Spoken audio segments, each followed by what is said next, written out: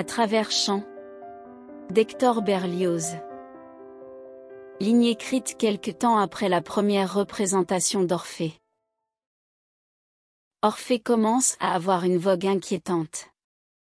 Il faut espérer pourtant que Gluck ne deviendra pas à la mode. Que le théâtre soit plein à chacune des représentations du chef-d'œuvre, tant mieux. Que M. Carvalho gagne beaucoup d'argent, tant mieux. Que les mœurs musicales des Parisiens s'épurent, que leurs petites idées s'agrandissent et s'élèvent, tant mieux encore. Que le public artiste se complaise dans sa joie exceptionnelle, tant mieux, mille fois tant mieux.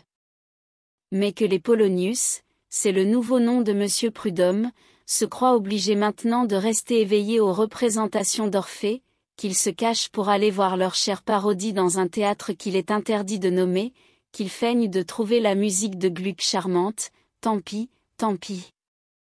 Pourquoi chasser le naturel, puisqu'il ne tardera pas à revenir au galop? Pourquoi, quand on est un respectable monsieur Prudhomme, un Polonius barbu ou non barbu, ne pas parler la langue de son emploi, faire semblant de comprendre et de sentir, et ne pas dire franchement avec tant d'autres? C'est assommant, ah, c'est assommant.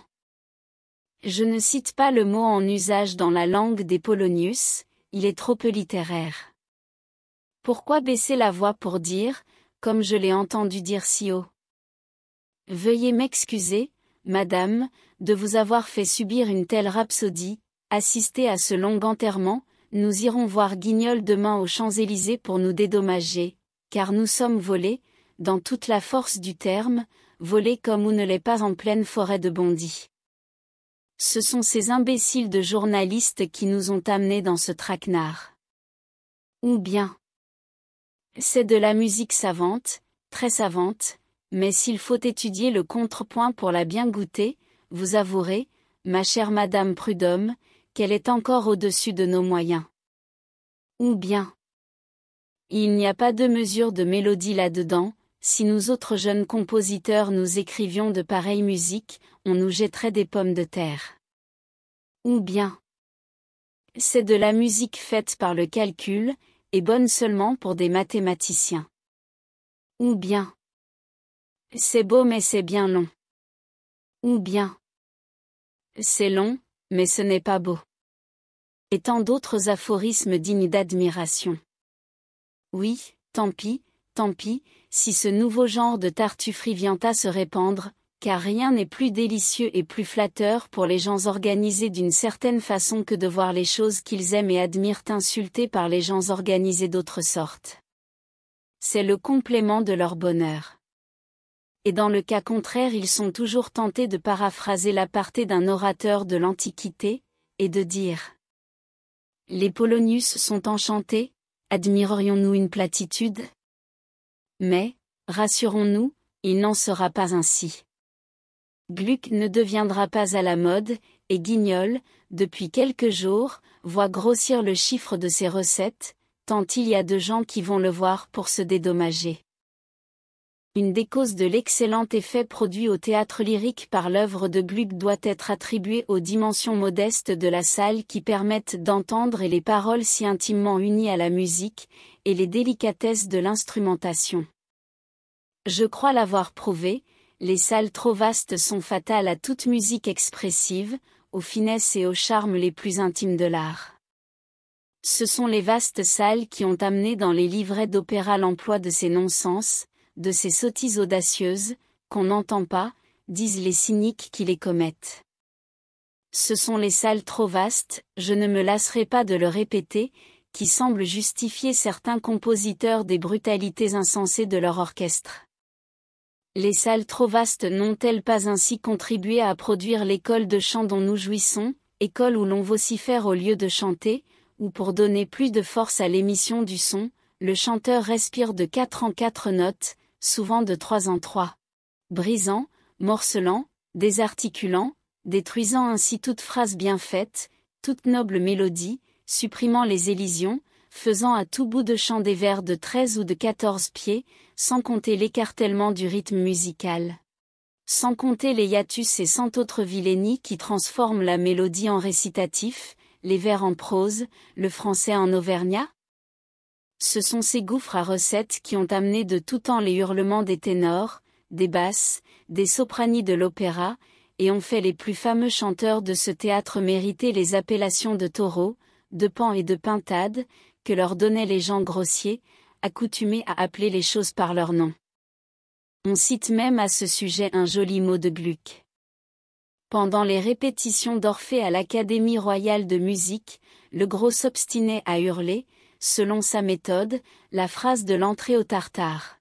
« Laissez-vous toucher par mes pleurs. » Un jour enfin le compositeur exaspéré l'interrompit au milieu de sa période et lui envoya cette bourrade en pleine poitrine.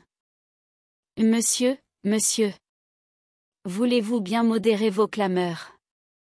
De par le diable, on ne crie pas ainsi en enfer. » Comme avec irrévérence parlait au dieu ce maraud. Et pourtant on était déjà loin du beau temps où Lully cassait son violon sur la tête d'un mauvais musicien, où Handel jetait une cantatrice récalcitrante par la fenêtre. Mais Gluck était protégé par sa gracieuse élève, la reine de France, et Vestris, le dieu de la danse, ayant osé dire que les airs de ballet de Gluck n'étaient pas dansants, se voyait contraint, par un ordre de Marie-Antoinette, d'aller faire des excuses au chevalier Gluck. On prétend même que cette entrevue fut très agitée. Gluck était grand et fort. En voyant entrer le léger petit dieu, il courut à lui, le prit sous les aisselles en chantonnant un air de danse d'Iphigénie en Aulide, et le fit sauter bon gré mal gré autour de l'appartement. Après quoi, le déposant tout essoufflé sur un siège. « lui dit-il en ricanant, vous voyez bien que mes airs de ballet sont dansants, puisque seulement à me les entendre fredonner vous ne pouvez vous empêcher de bondir comme un chevreau.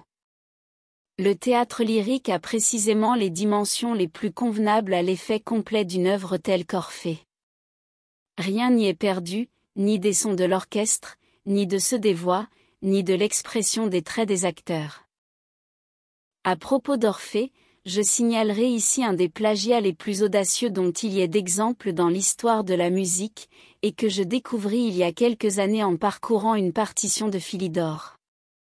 Ce savant musicien, on le sait, avait eu entre les mains des épreuves de la partition italienne d'Orfeo qui se publiait à Paris en l'absence de l'auteur. Il jugea à propos de s'emparer de la mélodie. Objet de mon amour.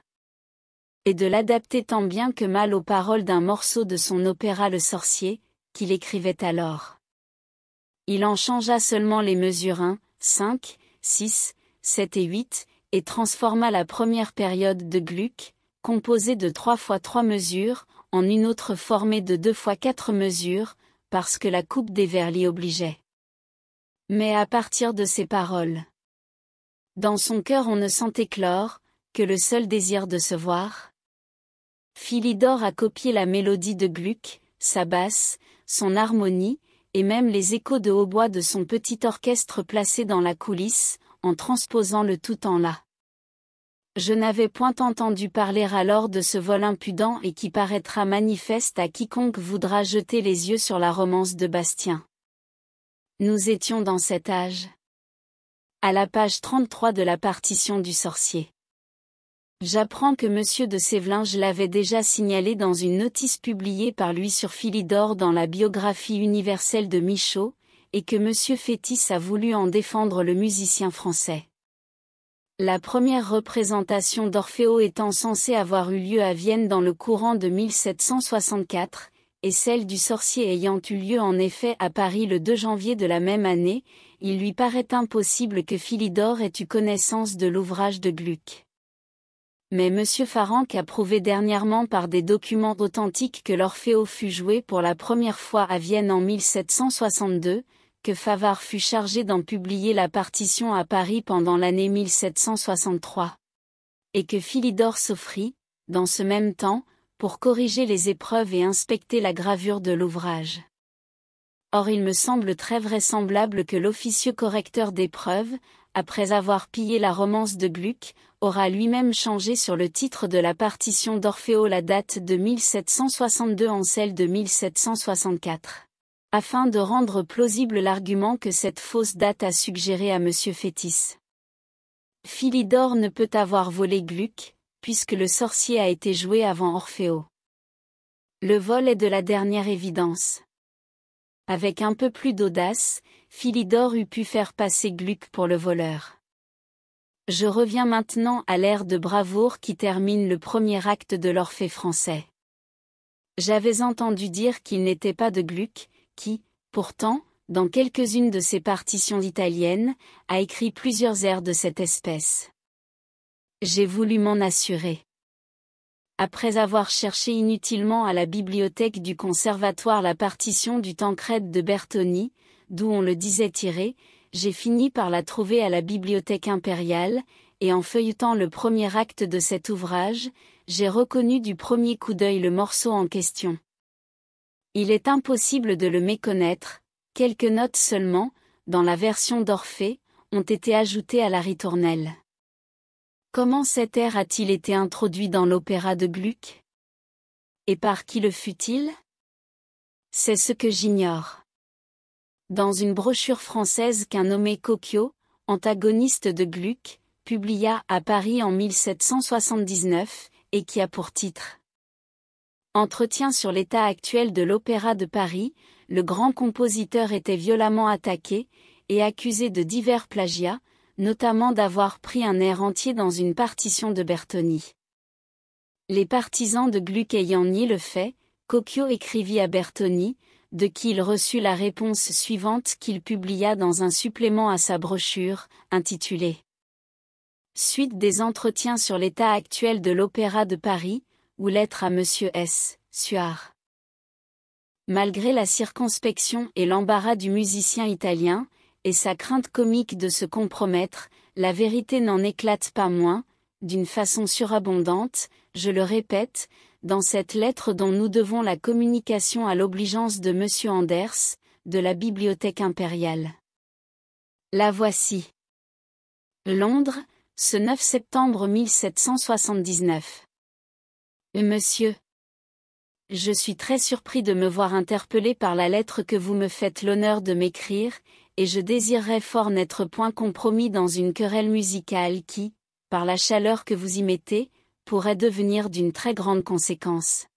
Puisque vous m'assurez d'ailleurs que le fanatisme s'en mêle, ce qui est une raison de plus pour me soustraire à ces effets, je vous prierai donc de me permettre de vous répondre simplement que l'air de « Socche dal ciel di Chandé » a été composé par moi à Turin. Pour la signora Girelli, je ne me rappelle pas dans quelle année, je ne pourrais pas même vous dire si je l'ai réellement faite, sic, pour l'Iphigénie en Tauride, comme vous m'en assurez, je croirais plutôt qu'elle, sic, appartient à mon opéra de Tancrède, mais cela n'empêche pas que l'air ne soit de moi.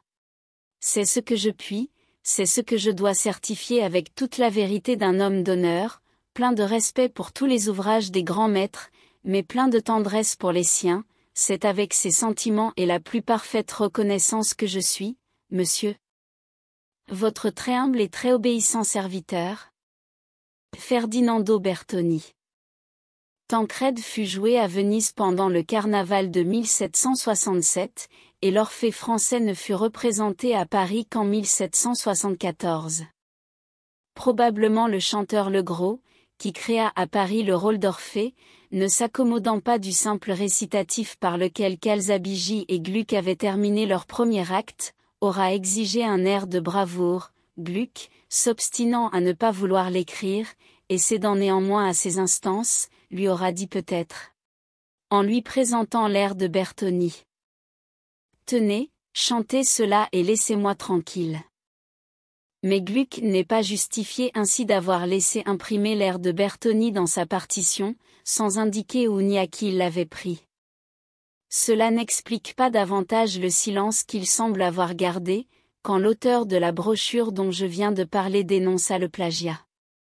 Il faut savoir que ce Bertoni, si inconnu aujourd'hui, avait, en 1766, fait représenter au théâtre de San Benedetto, de Venise, l'Orfeo de Calzabigi, dont il avait refait la musique.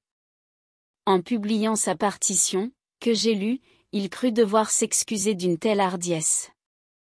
Je ne prétends ni n'espère, dit-il dans sa préface, obtenir pour mon Orfeo un succès comparable à celui qui vient d'accueillir le chef-d'œuvre de Monsieur Gluck, dans toute l'Europe, et si je puis seulement mériter les encouragements de mes compatriotes, je m'estimerai trop heureux. Il avait raison d'être modeste, car sa musique est en quelque sorte calquée sur celle de Gluck.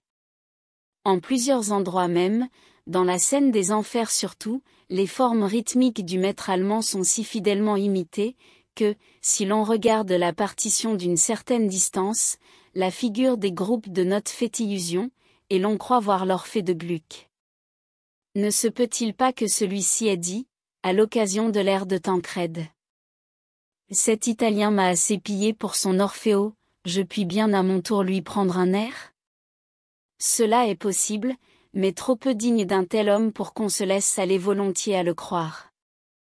Je ne sais rien de plus sur ce fait.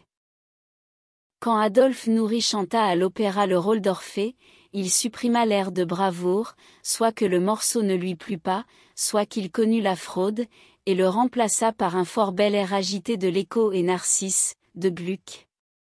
Au transport, au désordre extrême. Dont les paroles et la musique se trouvent par hasard convenir à la situation. C'est, je crois, ce qu'on devrait faire toujours. Merci d'avoir écouté cette vidéo. Si cette vidéo vous a plu, vous pouvez vous abonner gratuitement à la chaîne Coin Livre Audio. N'oubliez pas de liker avec le pouce vers le haut. Vous pouvez aussi me laisser un commentaire. À bientôt.